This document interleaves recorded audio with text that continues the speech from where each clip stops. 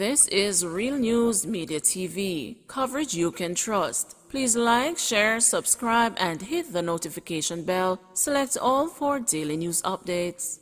Good afternoon, my Real News Media TV family. Welcome back to the channel for another news update for March 29, 2023. And in the news this afternoon, more changes come into bank operations amid incidents of ABM theft. The Jamaica Bankers Association says more changes are coming to the operations of financial institutions as their security reviews continue to earnest in response to the incidents of theft and vandalism of automated banking machines. National Commercial Bank of Jamaica Limited on Monday announced that it may close some of its ABMs or limit their times of operations. The entity did not list the locations which will see these changes. JBA Vice President Audrey Tugwell Henry said the Bankers Association has been discussing methods to mitigate the losses at the hands of criminals.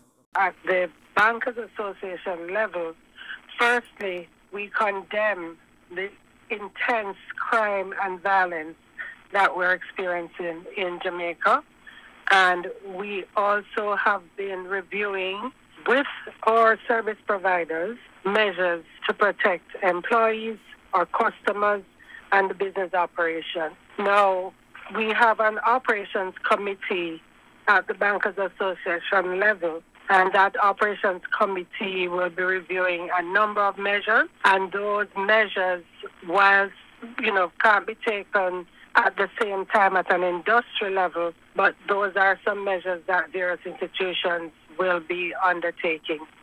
We do have annual security reviews of all locations. And so that process, that is part of our business process, and that process will continue because that is built in our operating model. But not an immediate review in terms of a response to theft of an ABM, because we have not experienced that. St. James police seized 159 rounds of ammunition in Salt Spring. The St. James police are reporting the seizure of 159 assorted rounds of ammunition during an operation on Salt Spring Main Road in the parish on Monday night. Police say they conducted a search of an unfinished building in the area around 10:45. During the search, 4 12-gauge shotgun cartridges, 34 9mm rounds, 6.38 rounds, 3 7.62mm rounds, 57.22mm rounds, and the 45 5.56mm rounds were found in a plastic bag. No arrest was made in connection with the seizure. JRC says a deal with Marl will help revitalize rail service. The Jamaica Railway Corporation has hailed a deal with the Mineral Agency for Retail and Logistics as a game changer in the quest for the revitalization of the rail service. The deal will see the corporation's rail network being used for the movement of industrial minerals and aggregates for a period of 15 years. It will come into effect by the end of June. JRC Chairman Ryan Parks says a number of other rail services are to be reintroduced, including the movement of passengers and goods. We believe that the movement of freight, especially when you look at the various opportunities for export, is going to be a very important ingredient towards Jamaica realizing greater economic growth and development. We have to find a way to move a lot of goods on the rail lines instead of the public thoroughfare. And I will say to you that the JRC is very much active in looking at various other opportunities for the movement of passengers. And I'm announcing here that this represents the genesis of several other projects to be announced in the coming future. Any business you embark upon, it's scalable, right? And so whilst the numbers, I can imagine you want to have an appreciation of it, it's scalable, because as the service gets off the ground and other private interests see the JRC as another alternative for the movement of cargo, then those numbers can quite naturally increase. But for now, what we're looking at is a conservative estimate with the incredible potential for that to be scaled. Electronic warrants are coming. Motorists with outstanding tickets could be hauled before the courts at any time, says Chuck.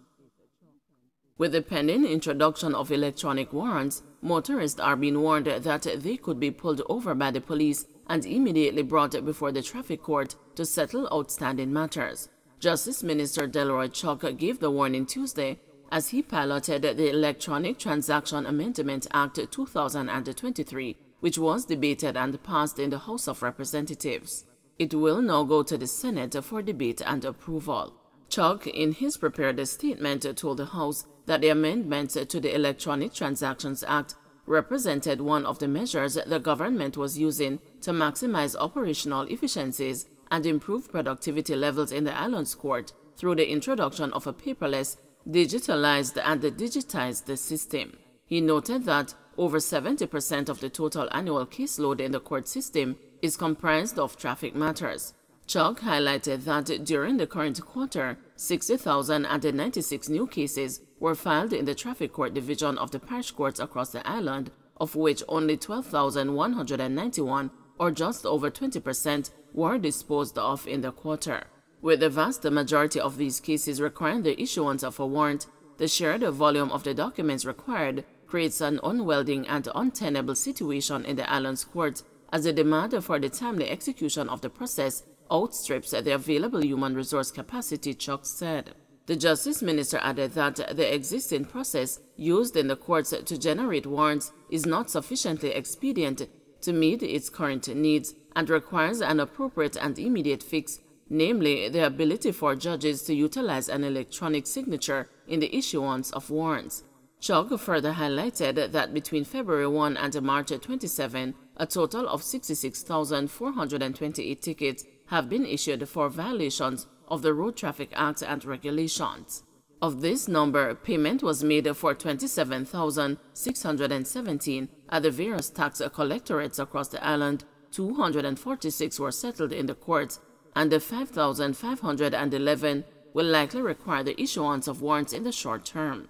When taken in the context of the fact that the remaining 33,054 matters generated over the last 55 days have still not been brought before the courts, along with the approximately 981,921 unpaid tickets issued up to January 31, 2023, the monumental task facing the court, if reliance is placed on warrants issued by handwriting, cannot be discounted, said Chuck.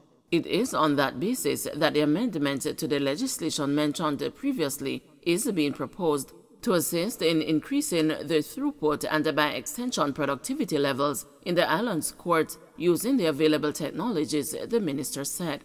Chuck pointed out that this was not a novel proposition, as other jurisdictions such as the United States, Rwanda and Scotland facilitate the use of electronic signatures that are affixed through a secure process approved by the court and governed by legislation.